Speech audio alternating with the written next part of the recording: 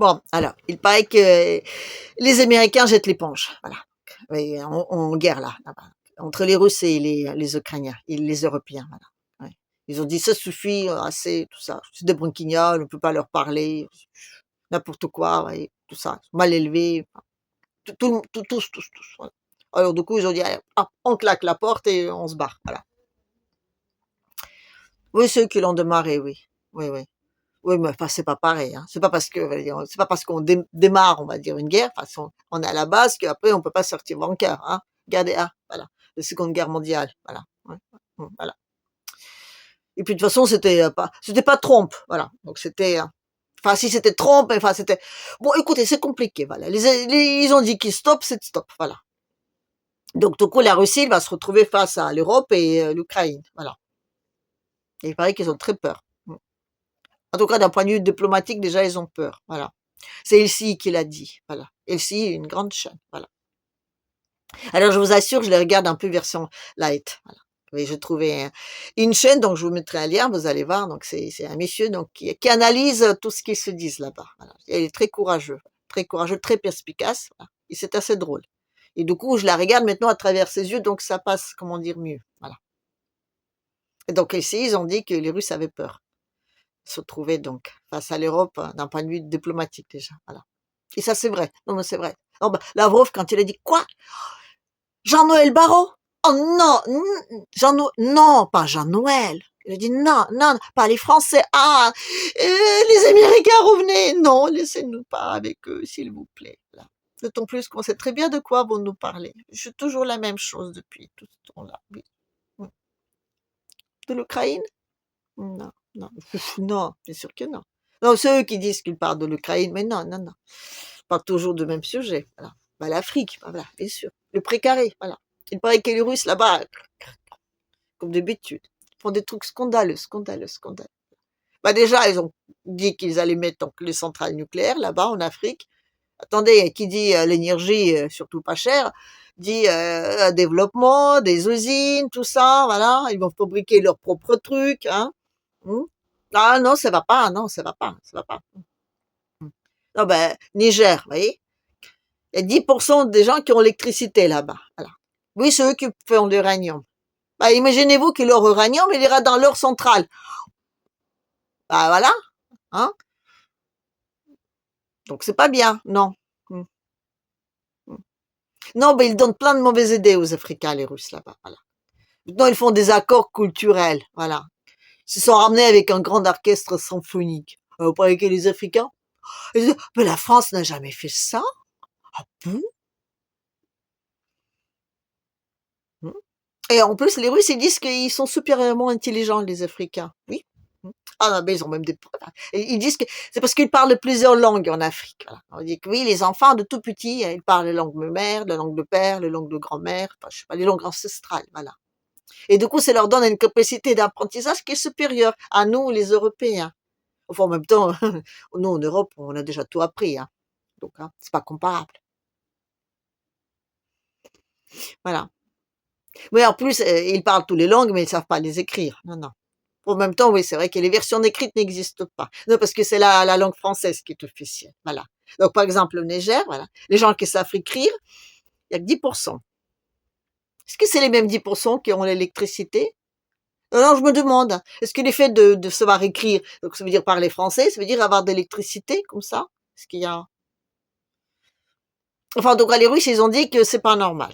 Ils ont dit, tiens, on va se retrouver tous ensemble, voilà, et on va donc composer une version écrite de tous vos langues. Voilà, comme ça, la langue française, voilà. Ce sera les langues africaines qui seront les langues officielles. Scandaleux, scandaleux, scandaleux, scandaleux. C'est vrai.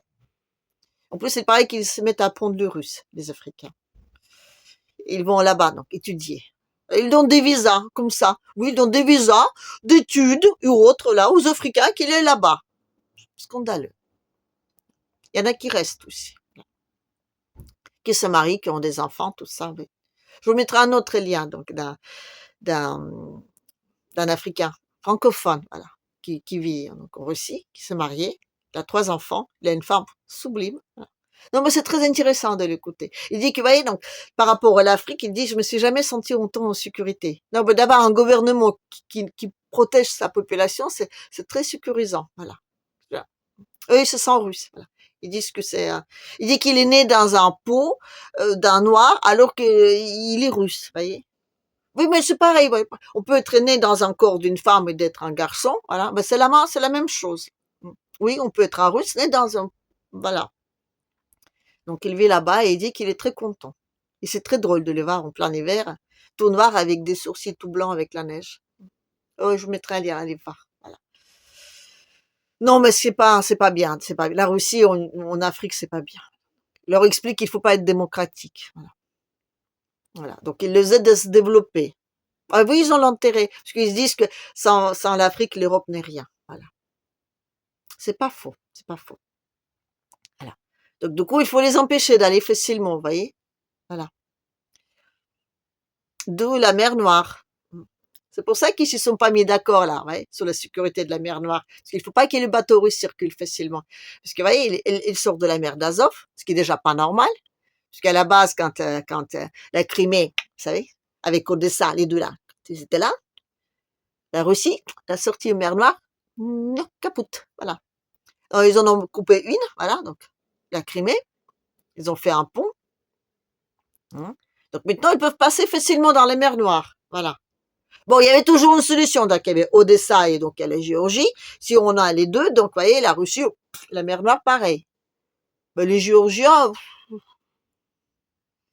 ils ont pas envie de mourir pour la démocratie. Bah oui, hein. Ils se sont dit, tiens, on va être un copain avec des voisins. Oui, l'Europe, elle dit c'est loin, machin, tout ça. C'est qui s'occupait de dossiers déjà là-bas en Géorgie? C'est la France? Voilà. On se demande pourquoi. C'est la même chose qu'en Roumanie, vous savez. Vous savez que la Roumanie, une grosse moitié donc, de tout ce qui est l'infrastructure là-bas, ça appartient aux Français. Voilà. Après, tu te demandes comment ça se fait que c'est la France qui s'applique à qui c'est qui est le chef là-bas. Voilà. C'est comme la Moldavie, la même chose. Non, mais la Moldavie, c'est important. La Moldavie, vous voyez, la Moldavie, c'est celle qui est donc normalement l'accès à la mer par les territoires d'Odessa. Voilà. Si tu fais tout droit, ça va comme ça. Mais il y a juste un petit, comme je vous ai dit, la deuxième là, Odessa. Voilà. Et donc entre Odessa et la Moldavie, il y a une petite région, pas qui normalement donc moldave, mais qui donc revendique son autonomie. Voilà. Pro-russe, ça va de ça. Ils n'ont pas envie de mourir, donc pro-russe. Et donc là-bas, donc ils ont une, on va dire, une femme politique, voilà. Enfin, une femme en politique, enfin, je sais plus comment on dit ça, avec les inclusions, tout ça, voilà, qui s'appelle donc Yevgenia Goutsoul, voilà. Donc aux arrêts, voilà.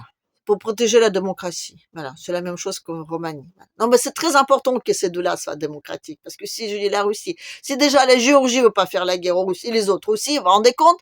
Si la Russie peut circuler librement comme ça, hein? Bon, il y a toujours la Turquie, le Bosphore, d'accord. Les Britanniques, ils sont bien là-bas accrochés, tout ça.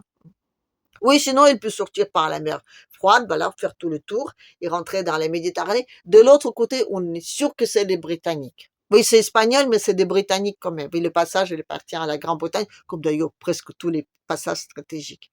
Sauf, sauf la sortie de la mer d'Azov avec la Crimée. Voilà. Il y a un pont de Crimée qu'il faut absolument exploser. Pourquoi? Parce que si les ponts explosent, ici, tout ça, machin là, les bombardements, les bateaux, ils peuvent pas sortir facilement. Et du coup, ils peuvent pas arriver facilement dans les mers Noires, et puis dans la Méditerranée, et puis dans l'Afrique, hein, voilà.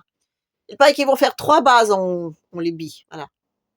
Il manquait encore qu'ils installent leur centre hein, nucléaire, voilà. Non, c'est vrai, quoi. Je dis, bah, vous vous rendez compte l'influence sur les Africains là-bas? Il paraît que Mali, maintenant, ils vont garder son or. Pourquoi faire? Pour leur monnaie, hein? Et quoi, les francs CFA, ça vous convient pas, hein? Non? Bon, d'accord. Non, vous voyez? Voilà. Donc, on est toujours dans les mêmes trucs. Voilà. Donc, la France, aujourd'hui, elle veut mettre l'Ukraine sur la table en disant, vous nous laissez l'Afrique, on vous laisse l'Ukraine. Voilà. C'est comme les Américains, donc. Elles mettent l'Ukraine sur la table en disant, on vous laisse l'Ukraine, vous nous laissez la Chine. Voilà. La Russie, toujours fidèle à ses principes, je ne laisse pas tomber les alliés. ne cède pas. Alors du coup, les Américains, ils claquent la porte en disant qu'on va vous laisser avec les Européens, voilà. Vous allez faire votre petite guéguerre, et le temps que vous faites votre petite guéguerre sur le territoire ukrainien, non, pour s'occuper de la Chine. Mais il faut absolument que cette petite guéguerre continue, hein. Parce que s'il y a plus de l'Ukraine, c'est quoi la raison? Voilà. Donc il faut qu'on la maintienne, hein. Peut-être avec tous les tuyaux qui passent partout, peut-être totalement aux morts cérébrales, mais il faut qu'il continue. Parce qu'il faut commencer quand même de expliquer à la Russie en quoi elle a tort. En Afrique en tout cas, d'accord? Voilà. Oui, bon, il y a aussi une deuxième sortie, donc par le haut, comme je vous ai déjà expliqué dans les précédentes vidéos. Elle peut sortir par les mers Baltiques, voilà. Il y a l'Estonie, démocratique et membre de l'OTAN, et il y a la Finlande, démocratique et membre de l'OTAN. Voilà. Et il paraît que les bateaux russes qui passent là-bas, ils se font arrêter pour le contrôle, voilà. Et pour tout bien contrôler, ils sortent toute la marchandise. Après, ils libèrent les bateaux sans marchandises. Non, c'est pas du piratage. Non, c'est pas des pirates. Attendez, c'est démocratique, hein. Et vous pouvez toujours récupérer votre marchandise. Allez voir les juges, hein. Démocratique, ça va de soi. Voilà. Donc le russe, il commence à l'embarrasser. Mais comme on explique à tout le monde que oui, la Russie, il doit attaquer absolument l'Estonie, la pauvre petite Estonie, voilà. Nous, on n'explique pas les histoires de bateaux. Normal. Donc du coup, peut-être un jour, la Russie sera obligée de mettre des bateaux militaires autour de leurs navires, voilà.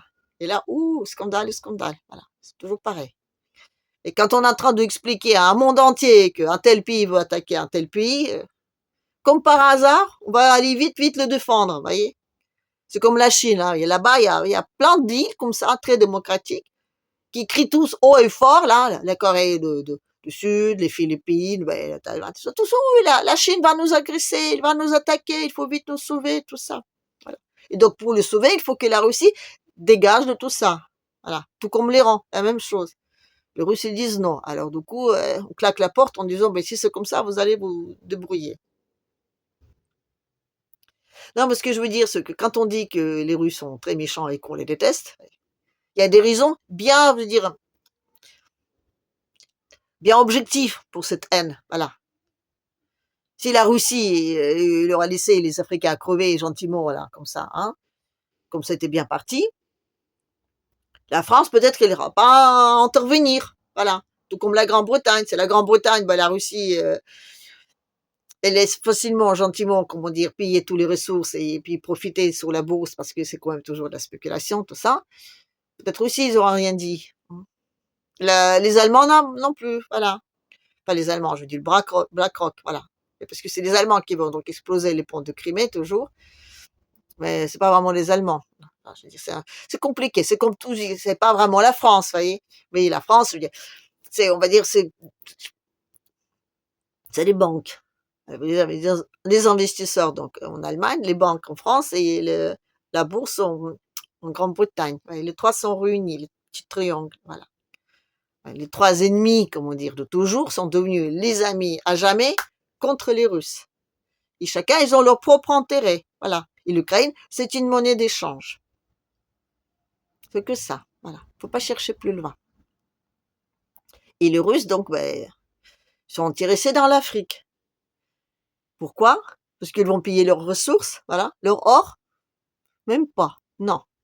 Parce que eux, ils veulent que l'Afrique devienne autonome, voilà, qu'ils s'industrialisent, voilà, qu'ils apprennent à lire, à écrire, à aller à l'école, à développer leur industrie, tout ça. Parce que sans l'Afrique, l'Europe est finie. Enfin, l'Occident est fini. Parce que le temps est fini. Parce que c'est avec leurs trucs à eux, aux Africains, que les armes sont fabriquées. En tout cas, les Européens. Parce qu'en Europe, il n'y a rien. Donc, vous voyez. Donc, les relations Russie-Afrique, c'est gagnant-gagnant.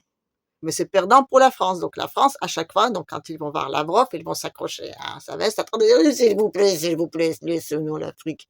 Et puis après, quand on dit de quoi vous avez parlé, les Russes se disent, de l'Afrique, et les Français, non. Je vais m'arrêter là-dessus. Donc n'hésitez pas donc de mettre des pouces dans tous les sens, voilà, de vous abonner, de commenter, de appuyer sur la petite cloche, de penser à ma petite page Tipeee. Et moi, en attendant, je vous dis, allez, à la prochaine.